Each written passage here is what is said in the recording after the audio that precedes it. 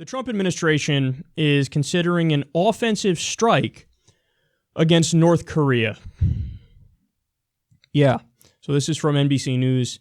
The U.S. is prepared to launch a preemptive strike with conventional weapons against North Korea should officials become convinced that North Korea is about to follow through with a nuclear weapons test, multiple senior U.S. intelligence officials told NBC News. North Korea has warned that a big event is near, and U.S. officials say signs point to a nuclear test that could come as early as this weekend. The intelligence officials told NBC News that the U.S. has positioned 2 destroyers capable of shooting Tomahawk cruise missiles in the region, one just 300 miles from the North Korean nuclear test site. American heavy bombers are also positioned in Guam to attack North Korea, should it be necessary, and earlier this week, the Pentagon announced that the USS Carl Vinson aircraft carrier strike group was being diverted to the area. The U.S. strike could include missiles and bombs, cyber and special operations on the ground. The danger of such an attack by the U.S. is that it could provoke the volatile and unpredictable North Korean regime to launch its own blistering attack on its southern neighbor. On Wednesday, North Korea said it would hit the U.S. first with a nuclear weapon should there be any signs of U.S. strikes. On Thursday, North Korea warned of a merciless retaliatory strike should the U.S. take any action. Now, this story actually gets even more frustrating and scary because, so after this story was released, you had officials in the Trump administration who were apoplectic. And they're like, how dare NBC News write this? This is dangerous to them to write this, and it's also just fundamentally not true. And everybody went, okay, so go ahead. You tell me what the real story is. So what are the plans here with North Korea? They're like, we are not planning a preemptive strike. We are not planning an offensive strike. What we're saying is there would be a retaliatory strike. And so reporters were like, okay, retaliatory to what? And they go, oh, a nuclear test. It's a test. There were North Korea did plenty of nuclear tests under Obama. Now look, do I like it? Of course not. Is it good? Of course not. Is it something you should wage an literal attack on them for doing? No. But that's the thing is like, his administration is just filled to the brim with neocons now, and they run everything to the point where they're serious when they say it is retaliatory on our part to strike them if they do a test. That's what they say.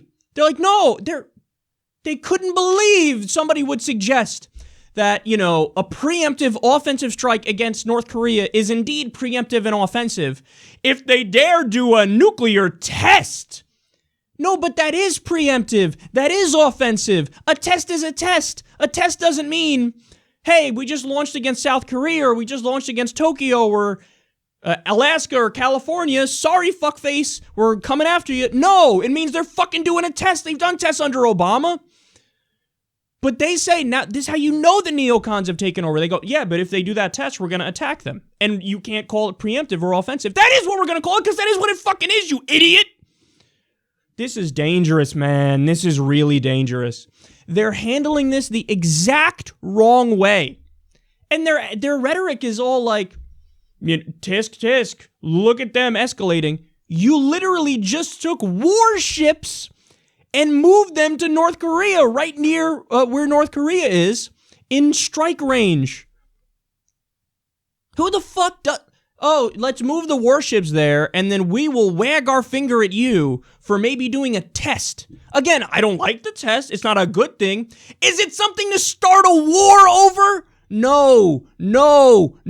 You're cornering a man, baby. The guy, he's a hereditary authoritarian leader. He was given a country by a dad who pretended that they're demigods. Why are you playing with fire? That motherfucker's crazy. Stay the fuck away from him. That's what I would do. Look, do I feel horrible for the people in this country? Of course I do. But don't we have enough evidence to prove that regime change doesn't fucking work? What are you going to do? What are you going to do? Okay, we'll attack them. And then what? Even assuming the best case scenario, we toppled the North Korean regime and they didn't launch a counter-strike against Seoul, which, by the way, they would immediately. Let's be clear about that. Goodbye, Seoul, if that were to happen. But let's say that for whatever reason, weapons malfunctions, yada, yada, didn't happen. Well, then what? Hey, we toppled the fucking demigod. That's how they're viewed in North Korea. I guarantee you tomorrow, a Jeffersonian democracy is going to flourish. Their internet has like 6 sites. What are you going to do? Teach a whole country? Oh, by the way, so this is how a parliamentary system works? Let's sit down and talk. You can't fucking... Are you kidding me? Well, unless, what do you want to do? You want the U.S. to just go in there and run everything? We don't even have clean water in Flint, Michigan, but you want to occupy North Korea and fix their system of government, which is 17 different levels of fucked? I can't, man. The neocons now completely and utterly run the Trump administration. It's not even close. It's not even close. I mean, look. You have 2 different factions within the Trump administration. You have the faction that is the establishment Republicans and the globalists, if you will, like Jared Kushner, Gary Cohn, all the people from the military-industrial complex. So that's one faction of the Trump administration. The other faction is the ultra-nationalists. That's Steve Bannon.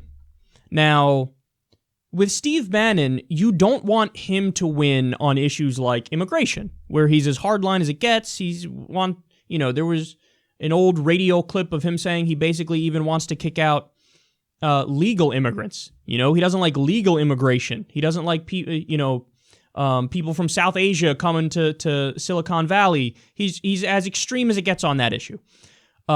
He's as extreme as it gets on many social issues. Like, he would love nationwide stop and frisk. He wants to ban all Muslims. So you don't want him to win on that. What you do want Steve Bannon to win on, economics, because he's more protectionist than the others in the administration, and foreign policy. As bad as these guys are, they're also Pat Buchanan-esque. They're like paleo-conservatives, where they say, we don't want to do interventions. We don't agree. We're not neocons. But apparently, the neocons have Trump's ear. And there are reports, when Steve Bannon was kicked off the National Security Council, I went, uh-oh. Because that's the one area where he could have been a mitigating force, like on the issue of Syria, for example, where he would have said, just don't go in. But the others were like, yo, we got to go in because freedom and democracy and the military-industrial complex is awesome and stuff. So when he was kicked off there, I was like, uh-oh. And then what happened? Now there are reports that he's being pushed more and more to the side, and he might get fired now. So it'd be a weird thing, but yes, if Steve Bannon gets fired, that means that on economic issues and on foreign policy issues, the Trump administration will get even worse. And that's what's happening. You have Gary Cohn, the people from Goldman Sachs, Jared Kushner, the rest of the establishment. They're running Trump's administration when it comes to foreign policy and when it comes to economics too, obviously. So maybe the only thing that Bannon still had influence on Trump over was TPP. The one decent thing he did. So this is horrific, man. And it's the crown prize of the neocon. What has Trump done so far foreign policy-wise since being in there? Increased drone strikes 432%. Put boots on the ground, more boots on the ground in Afghanistan and in Syria. Launched an offensive attack against the Syrian government. And now we know, the fucking near-nuclear bomb in Afghanistan that he just dropped yesterday. Insanity. Meanwhile, he's attacking ISIS. There's maximum 800 ISIS fighters in eastern Afghanistan. You need a near-nuclear weapon for that? And they're fighting the Taliban. Let them fucking fight. Who cares? And now we know North Korea is next. They're thinking, let's do something about North Korea. That is such a bad idea. I can't even put into words how bad an idea it is, because here's how it would actually go down. You would have an attack against North Korea. So they would say, you did a missile test. Then they would do an attack. All their rhetoric says, we'll do an attack if you do a missile test. Unless at the last minute there's a Hail Mary from one reasonable person in the administration who goes, yeah, you don't do it. You can't attack. But all their rhetoric is, we'll attack if they do a test. If we attack, they attack Seoul. It's not even a question. They attack Seoul, South Korea. And by the way, they're claiming, North Korea is claiming, no, we won't attack Seoul. If the U.S. attacks, we'll attack the U.S. Now, look, the intelligence that we have on them says they don't have the capability, they don't have the long-range weapons to do so. But do you want to roll the fucking dice? Is that what you want to do? Here, I'm president. Here's how I handle North Korea. Warships, gone. Take them out. They're no more in North Korean waters. Amped up rhetoric and fucking aggressive tweets from Trump, done. Don't even discuss North Korea in that sense in any way. You call China to the table, you talk with China, you de-escalate the situation. You want to let them do their shitty fucking test? Let them do their shitty fucking test. Guys, it's a fucking hereditary dictatorship, one of the poorest countries in the world, one of the most isolated countries in the world. They're not going to launch an offensive attack. They're not going to do an offensive attack. They know they'd be obliterated immediately. But if you attack them first, then they're going to attack. So let the fucking man baby have his backwards ass country, and if you have any effect on them, you have to do it through diplomatic channels. You have to be clever about it. You have to be smart about it. You can't do it. You can undermine his dictatorship through reasonable methods using, your words and negotiating tactics and back channels. That's how you handle something like this. The idea that you're about to do a standoff with probably literally the craziest leader in the world. Why would you do that? Well, the answer is the neocons now run the Trump administration.